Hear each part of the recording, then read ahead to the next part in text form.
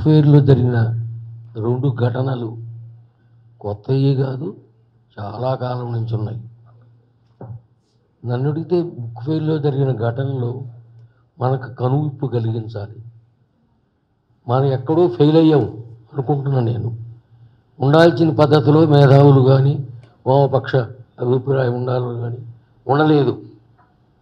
మన అచేతనత్వం, మన చలనరహితమైనటువంటి ప్రవర్తన ఇక్కడ దాకా తీసుకొచ్చింది.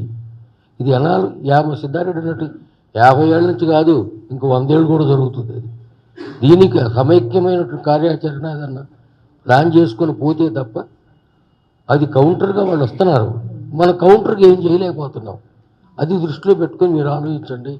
ఇది ఒకరోజు ఖండం చేయడంతో అయ్యేది కాదు.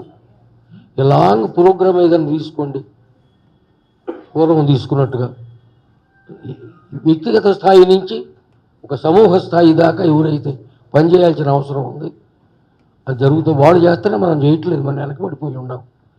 ఇది it tells that we failed miserably in this aspect. దాన్ని ఆలోచించాలని నమస్కారం.